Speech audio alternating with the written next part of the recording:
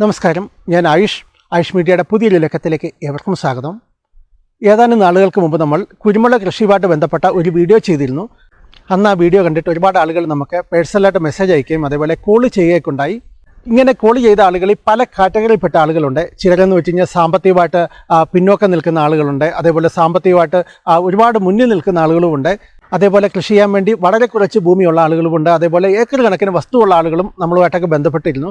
അന്ന് അവരൊക്കെ ചോദിക്കുന്നതെന്ന് വെച്ച് കഴിഞ്ഞാൽ അവരുടെ കൃഷിഭൂമിക്ക് അനുസരിച്ച് മികച്ച വിളവ് കിട്ടാൻ ഏത് കുരുമുളക് ഇനമാണ് കൃഷി ചെയ്യേണ്ടത്, അതേപോലെ തന്നെ ഏത് താങ്ങുകാല് കൃഷിക്ക് വേണ്ടി ഉപയോഗിച്ച് കഴിഞ്ഞാലാണ് കൂടുതൽ ബെനിഫിറ്റ് കിട്ടുന്നതെന്നാണ് പല ആളുകൾക്കും അറിയാനുള്ളത്. അപ്പോൾ നിങ്ങൾ ചോദിച്ച സംശയങ്ങൾക്കെല്ലാമുള്ള ഉത്തരം നമ്മുടെ ഈ വീഡിയോയിലുണ്ട്. അപ്പോൾ നിങ്ങളുടെ സംശയങ്ങൾക്കെല്ലാമുള്ള ഉത്തരം നൽകാൻ പോകുന്നത് ഞാനല്ല, പത്തനംതിട്ട അടൂരുള്ള സോമരാജൻ സാറാണ്. അദ്ദേഹം 10-40 വർഷമായിട്ട് കുരുമുളക് കൃഷിയിൽ വളരെ സജീവമാണ്. നമുക്ക് അദ്ദേഹത്തിൻ്റെ വാക്കുകളൊന്ന് കേൾക്കാം. അപ്പോൾ ഈ വീഡിയോ കാണുന്നതിന് മുമ്പായിട്ട് നിങ്ങൾ ഇതുവരെ എൻ്റെ ചാനൽ സബ്സ്ക്രൈബ് ചെയ്തിട്ടില്ലെങ്കിൽ അതുകൂടി ഒന്ന് ചെയ്തേക്കുക. പിന്നെ ഇത് കൂടാതെ നമുക്ക് ആയുഷ് മീഡിയ എന്ന പേജിൽ തന്നെ ഒരു ഫേസ്ബുക്ക് പേജും കൂടിയുണ്ട്, അതും കൂടി ഒന്ന് ഫോളോ ചെയ്യുക. അപ്പോൾ ഇനി വീഡിയോയിലേക്ക്. ബഹുമാന്യരായ കുരുമുളക് കർഷകരെ, ആദരണീയരായ പ്രേക്ഷകരെ, നമസ്കാരം. ഞാൻ അടൂർ നിന്ന് പി സോമരാജൻ, കുരുമുളക് കർഷകനാണ്.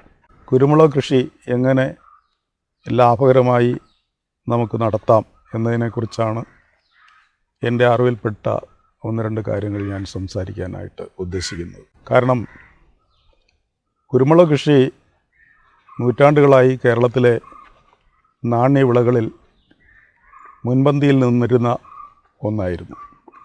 കറുത്ത പൊന്ന് എന്ന് അറിയപ്പെട്ടിരുന്ന ഈ കൃഷി ലോകത്ത് തന്നെ കേരളം പേരുകേട്ട നാടായിരുന്നു.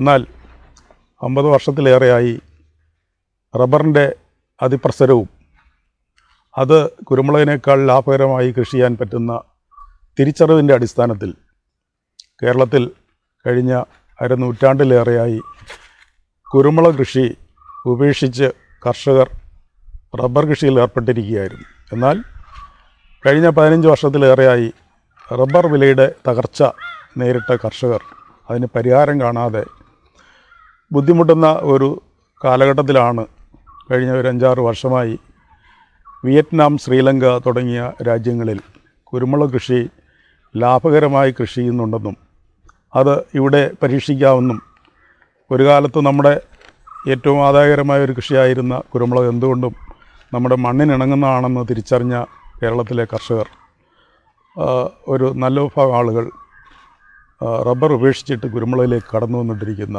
ഒരു സാഹചര്യമാണിപ്പോൾ. എന്നാൽ കർഷകർക്ക് അവർ നേരിടുന്ന പ്രധാനപ്പെട്ട 1-2 സമസ്യ എന്ന് പറയുന്നത് യൂട്യൂബിലുള്ള ചാനലുകളിൽ കൂടി ദൈനംദിനം ഒട്ടനവധി പരസ്യങ്ങൾ വരുമ്പോൾ ഏത് താങ്ങുകാൽ ഉപയോഗിക്കണം എന്നും ഏതിനം നടീൽ വസ്തുക്കൾ തിരഞ്ഞെടുക്കണം എന്നുള്ള വിഷയത്തിൽ ഒരു വലിയ സംശയമാണ് നിലനിൽക്കുന്നത്. ഒരു തീരുമാനത്തിലെത്താൻ കർഷകർ ബുദ്ധിമുട്ടുകയാണ്. അപ്പോൾ അതേക്കുറിച്ചാണ് ഞാനിവിടെ 1-2 എൻ്റെ അറിവിൽപ്പെടുന്ന കാര്യങ്ങൾ പറയാൻ ആഗ്രഹിക്കുന്നു. ഒന്നാമത്തെ കാര്യം, കുരുമുളക് കൃഷിയിലെ ഏറ്റവും പ്രധാനപ്പെട്ട ഐറ്റം എന്ന് പറയുന്നത് താങ്ങുകാലാണ്.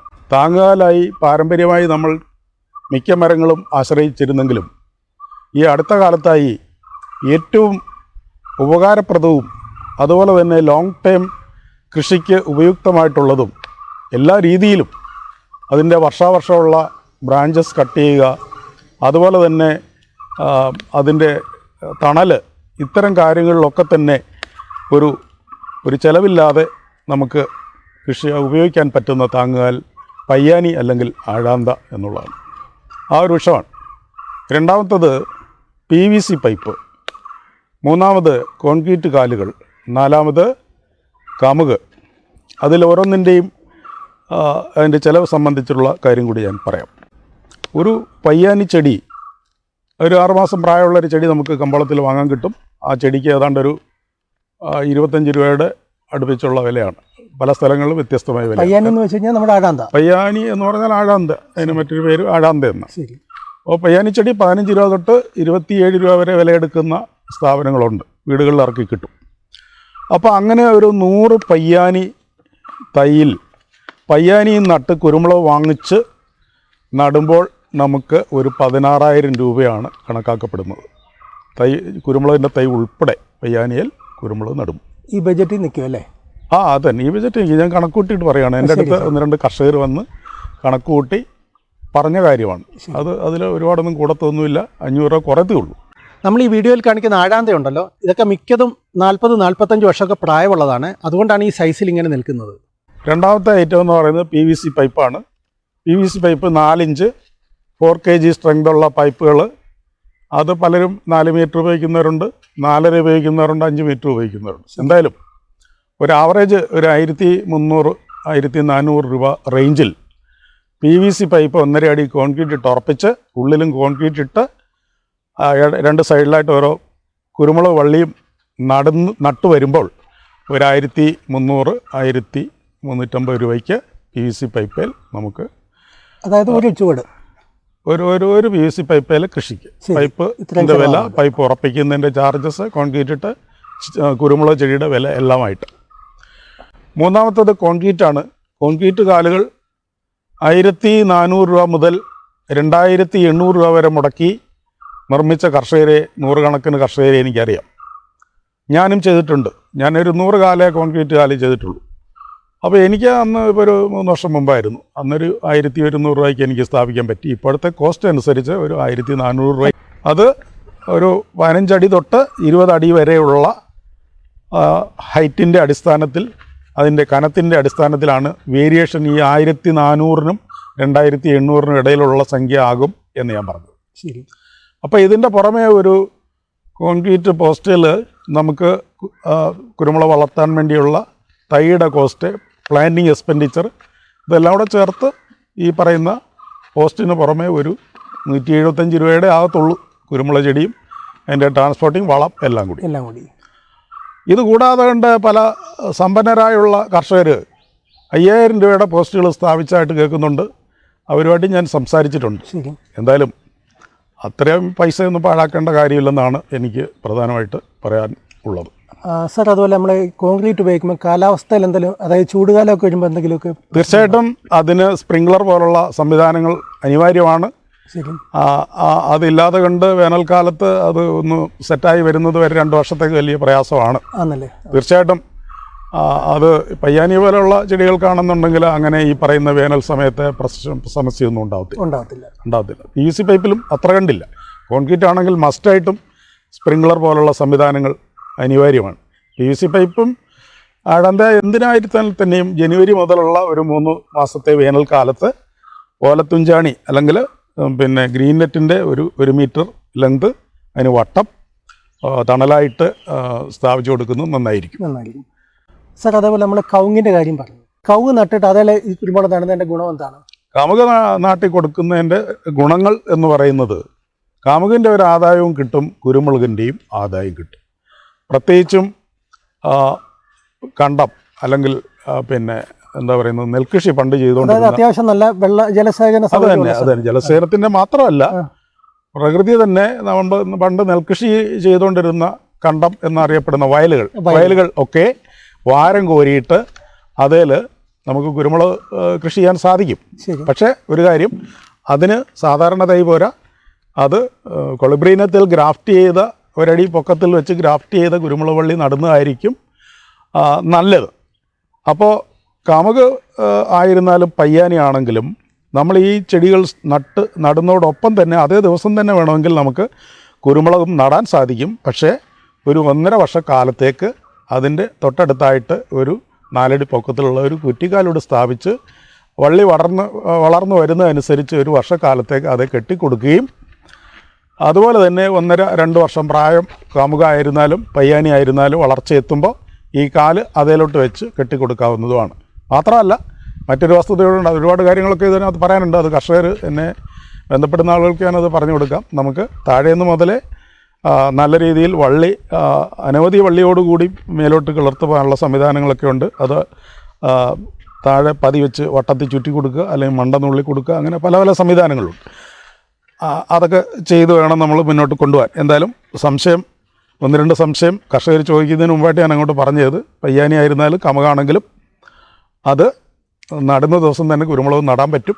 1.5 വർഷത്തേക്ക് ഒരു കുറ്റിക്കാലയിലായിരിക്കും കുരുമുളക് അതിൻ്റെ സമീപത്തായിട്ട്. കവുങ്ങിൻ്റെ തൈ ഒന്ന് വളർന്ന് വലുതാക്കാൻ അല്പം സാവകാശം. 2 വർഷം മതി. 2 വർഷം 4 വർഷം കൊണ്ട് കായ്ക്കുന്ന മഹുറ്റ്നഗർ ഇനത്തിൽപ്പെട്ട കമുകായിരിക്കും ഏറ്റവും നല്ലതല്ലേ കുരുമുളക് കൃഷി. അതുപോലെ തന്നെ ഓരോ കർഷകൻ്റെയും പുരയിടത്തിൽ ഇപ്പോൾ ഒരു കൃഷിയില്ലാതെ കൊണ്ട് കമുക് മാത്രമായിട്ട് കുരുമുളക് നട്ടിട്ടില്ലാത്ത കർഷകർക്കും ഇതേക്കുറിച്ച് ആലോചിക്കാവുന്നതും തൊട്ടടുത്ത് നല്ല തൈകൾ കിട്ടുന്ന സ്ഥാപനത്തിൽ നിന്ന് തൈ വാങ്ങിച്ച് അതിൽ നട്ടു വളർത്താവുന്നതുമാണ്. അപ്പോൾ അത്രയും ഇനിയും കാത്തിരിക്കേണ്ട കാര്യം ഇല്ല, 2 വരുമാനവും കിട്ടും. പുതിയ തൈ നട്ടുപിടിപ്പിക്കുക മാത്രമല്ല, കമുക് ഓൾറെഡി ഉള്ളവർക്കും അത്തരത്തിലുള്ള കൃഷി ചെയ്യാൻ സാധിക്കുന്നതാണ്. സർ, മറ്റൊരു സംശയം ചോദിക്കട്ടെ സർ. അതുപോലെ നമ്മൾ ഈ തൈകൾ തിരഞ്ഞെടുക്കുന്ന സമയത്ത് ഈ ഓരോ ഇനങ്ങളുണ്ടല്ലോ കുരുമുളകിൻ്റെ, അപ്പോൾ ആ ഇനങ്ങൾ തിരഞ്ഞെടുക്കുമ്പോൾ അപ്പം ഓരോ സ്ഥലത്തെ മണ്ണ് വ്യത്യസ്തമാകുമ്പോൾ അതിനനുസരിച്ചുള്ള തൈകൾ വേണ്ടത് തിരഞ്ഞെടുക്കുക. അതെ, തീർച്ചയായിട്ടും ഞാൻ അതിലേക്ക് തന്നെയാണ് വരുന്നത്. രണ്ടാമത്തെ ഞാൻ പറയാൻ ഉദ്ദേശിച്ച കാര്യം അതുതന്നെയാണ്. രണ്ടാമത്തെ അവസ്ഥ താങ്ങാല് പോലെ തന്നെ വളരെ പ്രധാനപ്പെട്ട കാര്യമാണ് കുരുമുളക് തൈകളുടെ ഇനം. ഏത് ഇനം? ഉദാഹരണത്തിന് കരിമുണ്ട, പന്നിയൂർ, കൊമ്പുക്കൽ, പെപ്പർ, ഇങ്ങനെ പെപ്പർ തെക്കൻ 1, 2 ഇങ്ങനെയൊക്കെ ഉണ്ടല്ലോ. അപ്പോൾ അത് കേരളത്തിലെ ഭൂപ്രകൃതിയുടെയും മണ്ണിൻ്റെ അടിസ്ഥാനത്തിലും അതുപോലെ തന്നെ ക്ലൈമറ്റിൻ്റെയൊക്കെ അടിസ്ഥാനത്തിൽ കേരളത്തിലെ ഒരു പ്രത്യേക സാഹചര്യം എന്ന് പറയുന്നത് ഇങ്ങനെ ഒരു റിബൺ കണക്കിന് തെക്ക് നിന്ന് വടക്കേ അറ്റം വരെ കിടക്കുകയാണെങ്കിലും ഇത് ഒരു 3 സോണായിട്ട് വേണേൽ നമുക്ക് തിരിക്കാം. ഒന്ന് തിരുവിതാംകൂർ ഏരിയ, മലബാർ ഏരിയ, പിന്നെ ഹൈ റേഞ്ച് ആയിട്ടുള്ള ഇടുക്കി ജില്ല.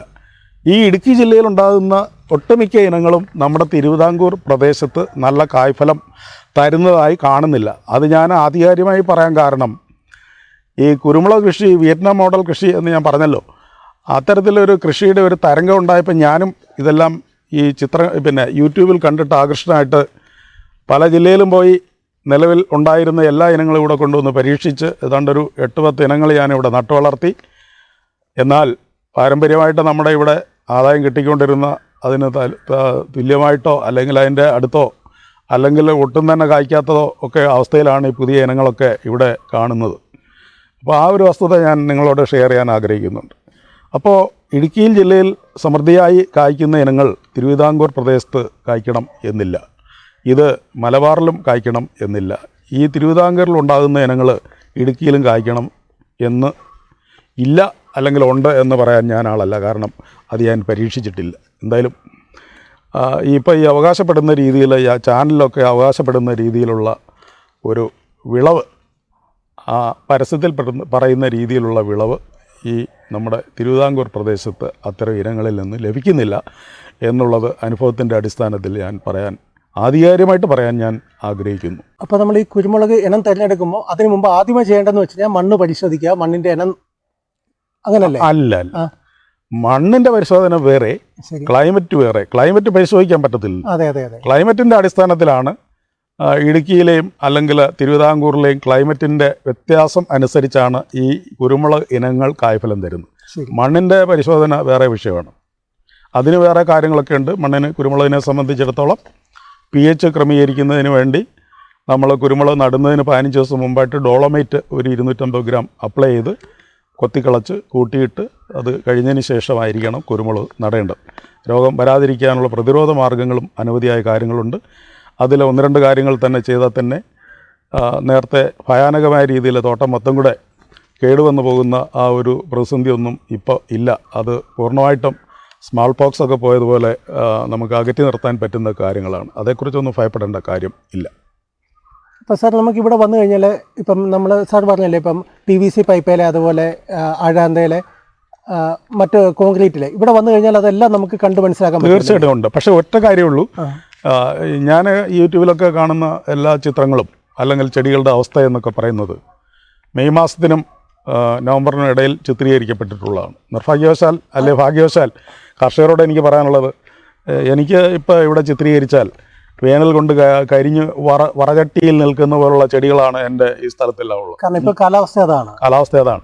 അപ്പോൾ ഇവിടെ മിസ്റ്റോ അല്ലെങ്കിൽ അതുപോലുള്ള ഇറിഗേഷൻ സംവിധാനമൊന്നുമില്ല.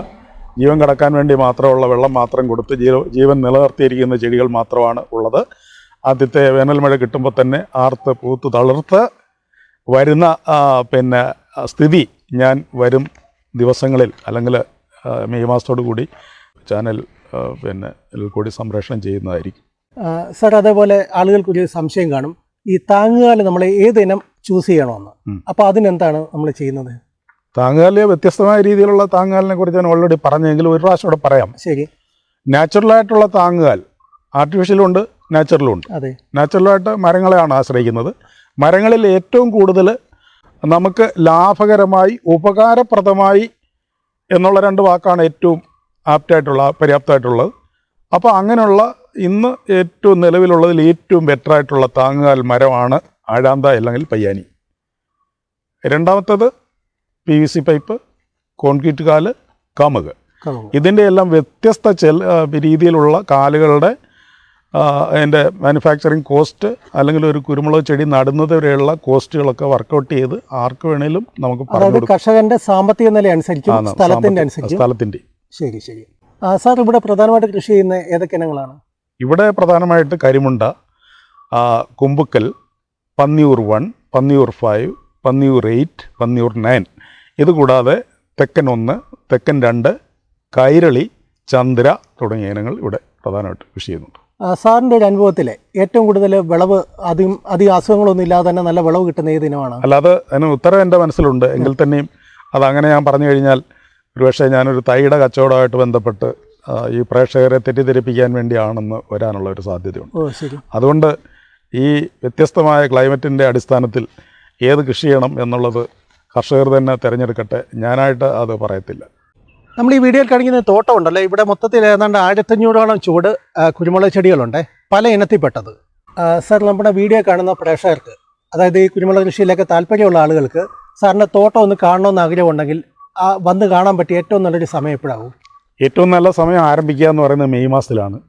അപ്പോൾ മെയ്, ജൂൺ മുതൽ ഡിസംബർ വരെയുള്ള പീരീഡിൽ ഇത് നല്ല ഒരു സൗന്ദര്യത്തോടു കൂടിയായിരിക്കും ഇത് കായ്ച്ചു നിൽക്കുന്നത്.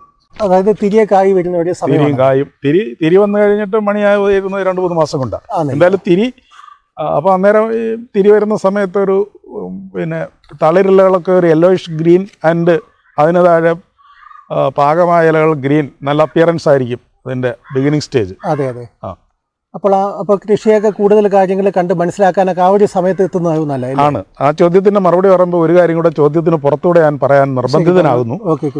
ഇത് നമ്മുടെ വള്ളിക്കുരുമുളക് മരങ്ങളിലും പോസ്റ്റിലും ഒക്കെ കായ്ച്ച് നിൽക്കുമ്പോഴത്തെ അവസ്ഥയെക്കുറിച്ചാണ് ഞാൻ പറഞ്ഞത്. ഇവിടെ എൻ്റെ സ്ഥാപനത്തിൽ വാണിജ്യാടിസ്ഥാനത്തിൽ കുറ്റിക്കുരുമുളകും കൃഷി ചെയ്യുന്നുണ്ട്. അതേ സംബന്ധിച്ച് വേറൊരു വീഡിയോ വഴി ഞാൻ കാര്യങ്ങൾ കർഷകരിലേക്ക് പങ്കുവെക്കാനായിട്ട് ഞാൻ ആഗ്രഹിക്കുന്നുണ്ട്. എങ്കിലും ഒരു കാര്യം മാത്രം പറയുന്നു. ഈ കുറ്റിക്കുരുമുളക് എന്ന് പറയുന്നത് 12 മാസവും ഒന്നിനു പുറകെ ഒന്നായി അത് തളർത്ത് കായ്ച്ചുകൊണ്ടിരിക്കുന്ന ഒരു സ്ഥിതിയാണ് എൻ്റെ ഈ കൃഷിസ്ഥലത്തുള്ളത്. അപ്പോൾ അത്തരത്തിൽ ഇപ്പോൾ ഒരു മാസം കഴിഞ്ഞാൽ, ഇനി ഒരു 45 ദിവസം കഴിഞ്ഞാൽ ഈ മെയ് ജൂണിൽ കായ്ച്ചു നിൽക്കുന്ന വള്ളിക്കുരുമുളകിൻ്റെ പോലെ തന്നെയുള്ള ഒരു സ്ഥിതിയോടുകൂടി ഇപ്പം തന്നെയൊക്കെ തിരി വെക്കാനൊക്കെ തുടങ്ങിയിട്ടുണ്ട്. കഴിഞ്ഞ മുളക് പറിച്ചിട്ട് ഇപ്പോൾ 1 മാസം ആയിട്ടുള്ളൂ. അങ്ങനെയുള്ള കുറ്റിക്കുരുമുളകിൻ്റെ സ്ഥിതി വരുന്ന മാസം, അതായത് ഒരു മാർച്ച് പകുതിയോടുകൂടി നമുക്ക് കാണാൻ സാധിക്കും. മാർച്ച് പകുതി മുതലേ കാണാൻ സാധിക്കും. അത് ഒരു വർഷത്തിൽ ഒരു 2-3 പ്രാവശ്യം ഇവിടെ കായ്ക്കുന്നുണ്ട്. അതിൻ്റെ നിർമ്മാണവും വിപണനവും അതുപോലെ തന്നെ കർഷകർക്ക് സ്വന്തമായിട്ട് ഇത് സ്വന്തം വീടുകളിൽ തന്നെ ചെയ്യാൻ തക്ക രീതിയിൽ സൗജന്യമായിട്ടുള്ള അഡ്വൈസുകളും കാര്യങ്ങളൊക്കെ ഇവിടെ നിന്ന് ചെയ്തു കൊടുക്കുന്നുണ്ട്. കുറേ വർഷമായിട്ട് ചെയ്യുന്നു. ശരി. അപ്പോൾ ഞാൻ സാറിൻ്റെ ഫോൺ നമ്പറും അഡ്രസ്സൊക്കെ ഞാൻ ഡിസ്ക്രിപ്ഷനിൽ കൊടുത്തേക്കാം. ആളുകൾക്ക് കുരുമുളക് കൃഷിയുമായിട്ട് ബന്ധപ്പെട്ട് എന്തെങ്കിലും സംശയം ഉണ്ടെങ്കിൽ അത് ക്ലിയർ ചെയ്യാനും സാറിൻ്റെ ഫാമിലേക്ക് എത്താനൊക്കെ അത് ഉപകരിക്കും. അപ്പോൾ ഞാൻ ആ ഫോൺ നമ്പർ കൊടുത്തേക്കാം സാർ. അതെ. അപ്പോൾ ചുരുക്കത്തിൽ എനിക്കൊരു പറയാമല്ലോ. ശരി. ഈ താങ്ങുകാലിൻ്റെ തിരഞ്ഞെടുക്കുന്നത് സംബന്ധിച്ചും കുരുമുളക് കൃഷി അതത് പ്രദേശത്തേക്ക് ഏതാണ് പറ്റിയ ഇനം എന്ന് തിരഞ്ഞെടുക്കുന്നതിനും അവരുടെ സംശയ നിവാരണത്തിനായി ഏത് സമയത്ത് വേണേലും എന്നെ സമീപിക്കാം. അതിനുവേണ്ടി ഇപ്പോൾ ഇവിടെ നൽകുന്ന നമ്പർ ഉപകരിക്കും എന്ന് കരുതുന്നു. അപ്പോൾ നമുക്കിനി അടുത്തൊരു വീഡിയോ ആയിട്ട് കാണാം. Yes, thank you. അപ്പോൾ ഈ വീഡിയോ നിങ്ങൾക്ക് ഏവർക്ക് ഇഷ്ടമായി കാണുമെന്ന് വിചാരിക്കുന്നു. ഈ വീഡിയോ പറ്റിയുള്ള അഭിപ്രായം ജസ്റ്റ് താഴെ ഒന്ന് കമൻറ്റ് ചെയ്യുക. അടുത്ത ദിവസം നാളെ മറ്റൊരു വിഷയം മറ്റൊരു വീഡിയോ ആയിട്ട് എത്തുന്നതാണ്.